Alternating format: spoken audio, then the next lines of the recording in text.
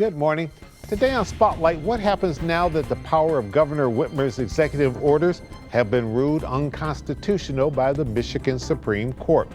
What can you legally do and not do during COVID-19? We'll ask Michael Van Beek, Director of Research at the Mackinac Center of Public Policy in Midland, Michigan. And later on our Sunday morning program, an eye-opening study that has Rabbi Ellie Mayerfeld and many others concerned that something like the Holocaust could happen again. It's Sunday, October the 11th. I'm Chuck Stokes, and this is Spotlight. You have been writing, and the Mackinac Center has been working hard on this for quite some time now. The Supreme Court decision came down. I assume that you're taking a victory lap there in Midland?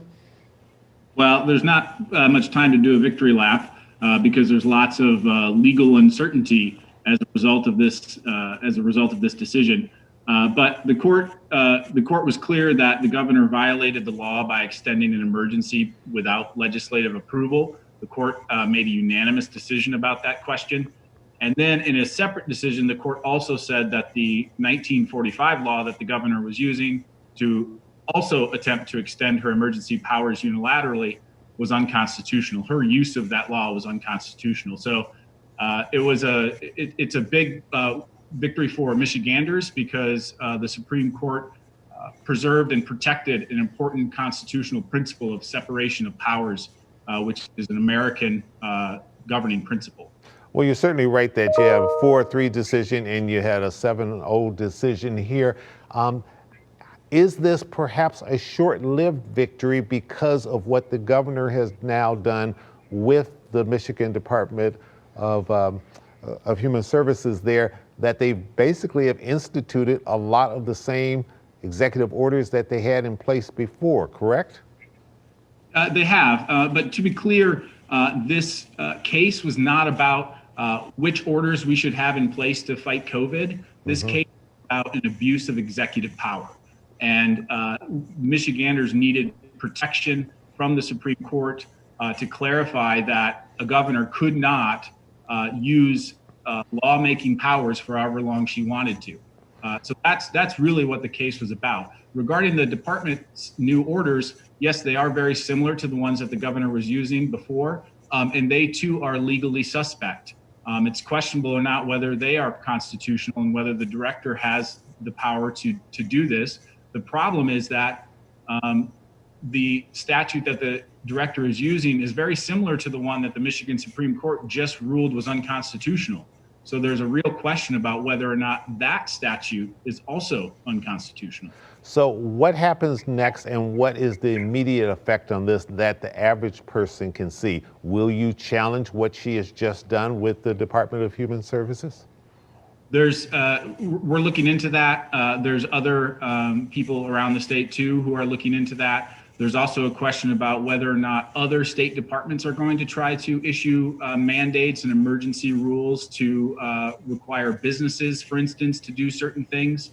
But for the everyday person and for the local businesses, none of this prevents them from taking steps that they think will help them stay safe and will help prevent the spread of COVID. From a legal and a policy standpoint, would it be safe to say that with the ruling from the court that, in summary, regardless of how the governor may want to frame it in her press conference, that she went above and beyond her powers as the chief executive of this state with a law, one of them that's been in place since 1945, that it wasn't that she didn't have the power, but that she perhaps abused the power? Well, that's a reasonable interpretation. It's what the governor did was use that 1945 law in a completely new way. That law has been on the books for 75 years. It had been used about a dozen times by governors previously. The law was made in the aftermath of a riot in Detroit in 1943, and other governors had used it for addressing riots in the 1960s, for instance. What the governor was doing was interpreting this in a new way and using it for something that was questionable whether or not it could be used for a pandemic situation. And that's what was unconstitutional, and that's what the court found a problem with. So yes, it was her use of that law that was unconstitutional. Okay, we need to take a real quick break. We'll come back with some more questions, specifically what this perhaps means for the Michigan legislature. We'll be right back. Stay with us.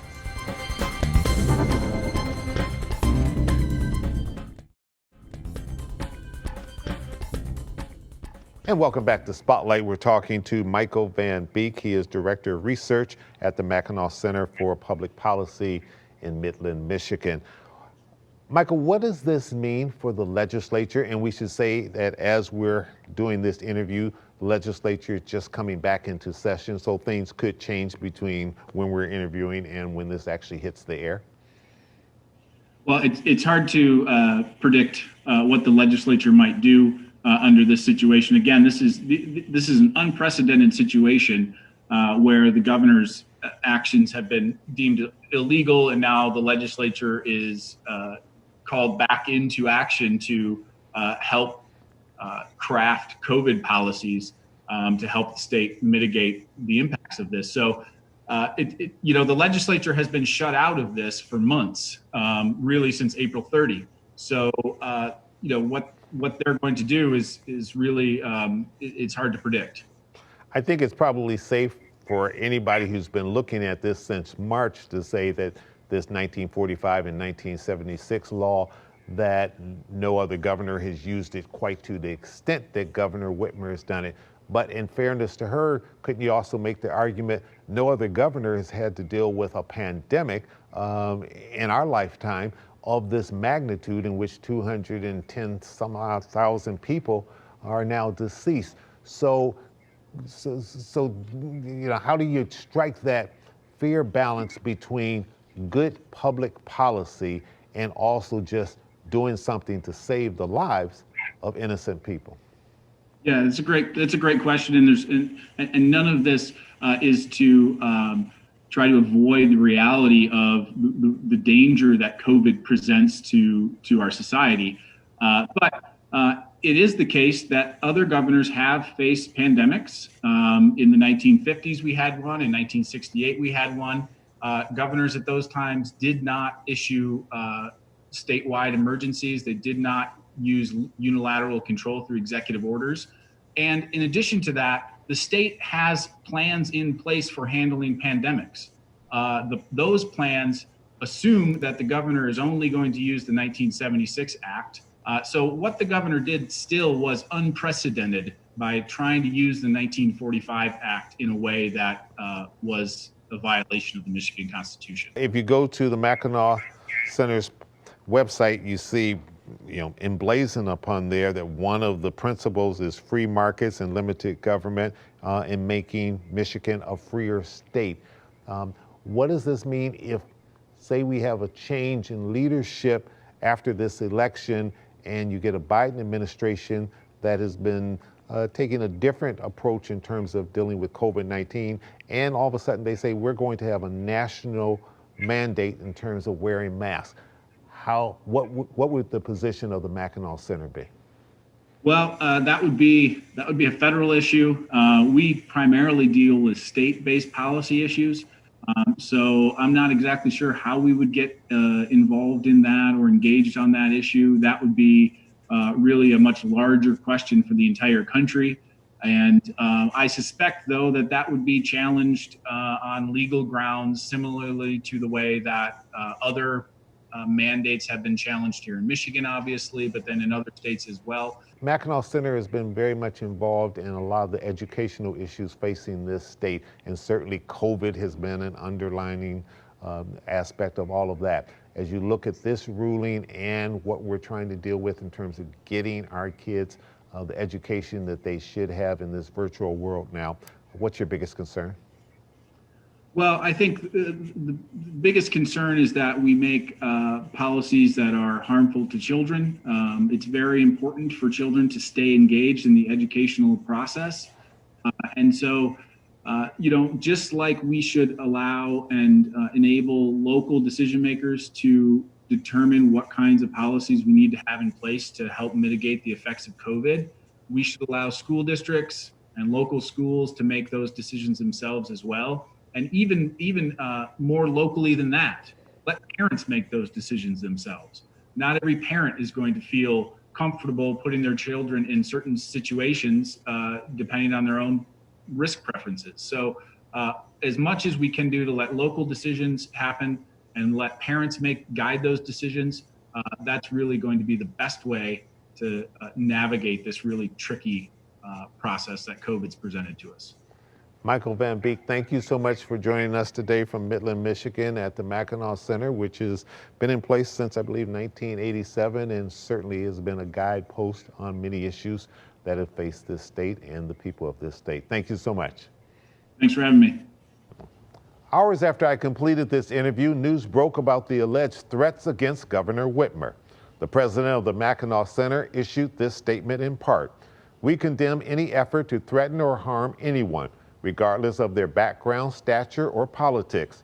We believe it is the duty of all Michiganders and all Americans to respect our office holders and our peaceful political process. This is an essential, fundamental value of our free society. And coming up next on Spotlight, a recent interview I had with Rabbi Ellie Meyerfeld, CEO of the Holocaust Memorial Center. We'll be right back.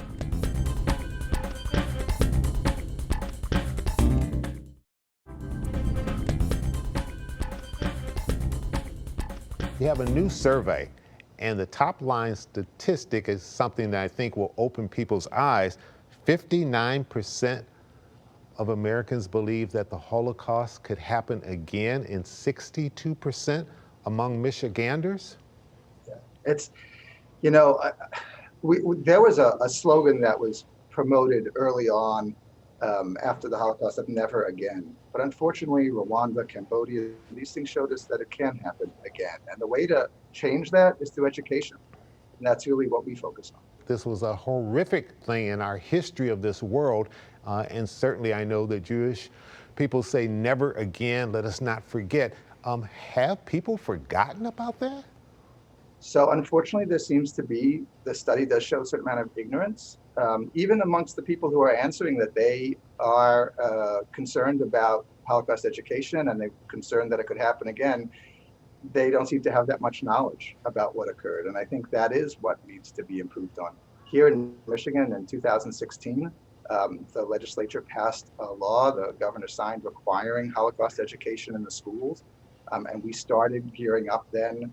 We were one of the ones who really encouraged that law to get passed. And we work now with the teachers and the principals and the superintendents and the curriculum developers to get information to the students at an appropriate age. We're really talking about, you know, older middle schoolers, but mostly high schoolers, to make sure that kids are learning the things they need to learn to help their understanding so they can act differently. Sure. The Holocaust Memorial Center is a great learning environment for those who have visited there. Are you also involved in the teaching? Can you take teachers from the regular school system? If they want to, can they come there and get the training that they need to be able to go back into the general classroom? Yeah, so before COVID, we were doing quite a bit of training, both off-site and on-site for teachers. We've really transitioned. The schools are asking us for those trainings now to be done not in person. So we've been doing those virtually and really been expanding those offerings for teachers. It turns out we've been able to reach teachers that maybe didn't really think that it was something they could do because of the distances. I mean, we spent a few days every summer up in the UP and made sure that we were providing education to schools really around the state.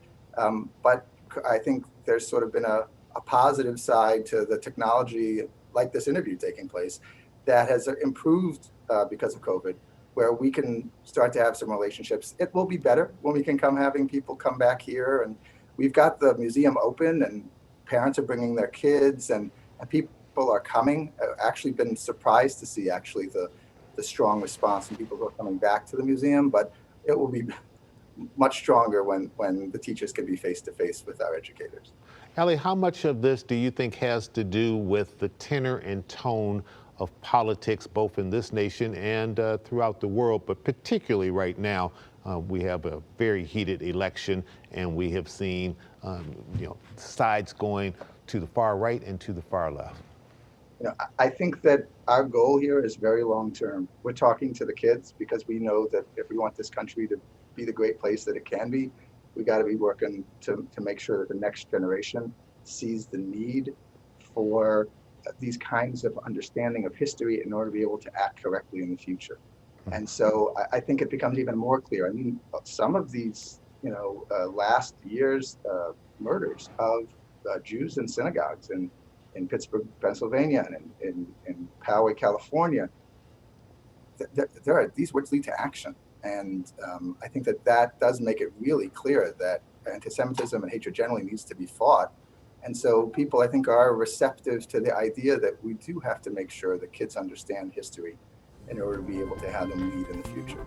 Sure. All right, we need to take a little pause for the cause. We'll come right back with some additional questions. Stay with us.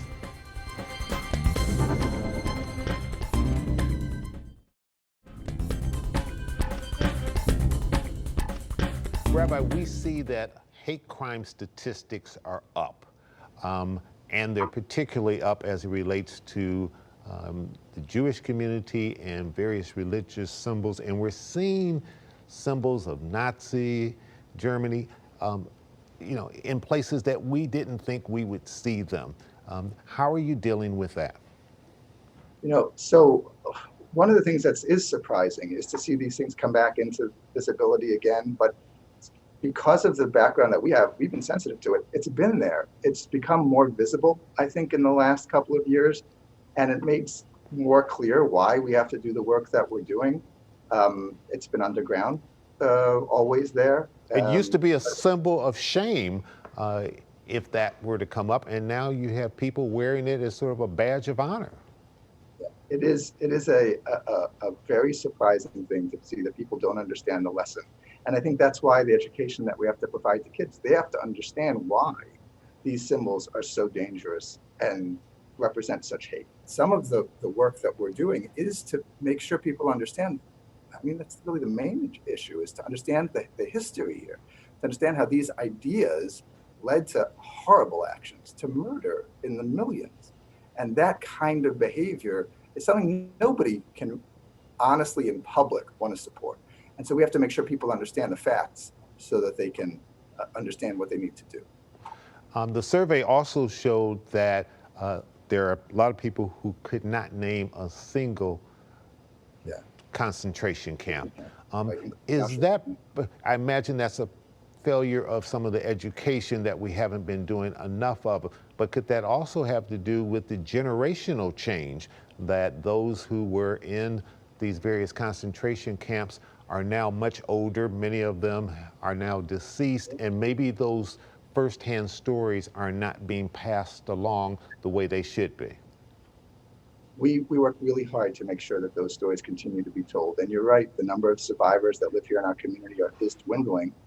We still have a good number of survivors who, when COVID isn't an issue, are able to speak directly face to face with the young people so they can hear their stories directly. But the Holocaust is really, yes, becoming a question of history rather than a one-on-one personal experience. And so that lack of knowledge partly probably has to do with that. And also, I think that's why in 2016, the people who were interviewed for this survey are people who went through school before that was mandated here in this state. And really, there are very few states that had those kinds of mandates back before these people would have been in high school. So yes, some of that knowledge needs to get grown. There was a study that was done, though. We work with an organization that provides Holocaust educational materials that we use for our trainings. And they went back to the people we gave trainings to and others around the country. And the difference for people who are now in that same millennial category, people 19 and above, who've been through in their high school years, education about the Holocaust, it's not just whether they can name the name of a concentration camp, but it's about their attitudes. And they did find that overwhelmingly, the people who have been through training compared to those who said they did not have Holocaust education in school show themselves to be more empathetic, more willing to stand up for the rights of others. So we know that this kind of education really does work. Let's turn this around a little bit. from the young people that you've been working with that have been exposed to this education. One, what are they telling you, and how receptive have they been, and how much has it perhaps opened their eyes? So it has been a great experience to see the young people, first of all, the ones who come into our building, and lots of teachers. We, in a normal year, would have like 35,000 kids who will come through the building, really from 7th and 8th grade through high school, and to see how they see things different. And that experience that they can have face-to-face with a Holocaust survivor can really change their lives. You know, we're reaching over 100,000 kids a year in the public school system. Those are the kids that are going to be our leaders in the future. And I want to see that they have those kinds of sense of responsibility and sense of need to care for people who are not like them as well. That's really the strength. Quick final question. You've made the transition from running one of the temples to now running the Holocaust Memorial Center. Was it a big leap, and which job do you like the most? So it's an interesting question. For me, the transition for me was really recognizing that this was also about education. My previous position was as a director of an educational institution, prepared me for really what the museum can provide outside of just people coming in and having an amazing 90-minute visit, but how do you make that impact the rest of their lives, right? It's not enough just to have them visit and see the exhibit. We had a great special exhibit that's open now about the capture of Adolf Eichmann, Operation Finale, that's open for another few weeks. Those kinds of messages that people get just in the short time, how do you expand that to give them meaning in the rest of their lives? That educational issue. Also, the fact that the difference between my old job and my new job, which is why I love what I'm doing, is the reach across the entire state. The opportunity really to see that I worked in an institution, we were educating almost 1,000 kids. That was great. But now I have the opportunity to be talking really to the entire state of Michigan, and being able to have that kind of impact where we see that it's really making a change in people's lives, makes you want to get out of bed every morning. So this has been a really great experience. Thanks for asking that question, though. Good. Rabbi Eli Meyerfeld of the Holocaust Memorial Center, thank you so much for joining us today on Spotlight, and best of luck with all that you're trying to do. Thanks so much, Chuck. Have a great day. Thanks a lot. Do the same. That's it for today. Don't forget to watch our special Spotlight series, Inside Michigan's African American Vote, at 11 o'clock over on our sister station, TV 20. A conversation with new Americans and their children. What an Indian American family is saying about this election and why it's become so important for their voices to be heard. Special thanks to both my guests today. I'm Chuck Stokes. We'll be back next week with more newsmakers in the Spotlight. We hope you have a great week.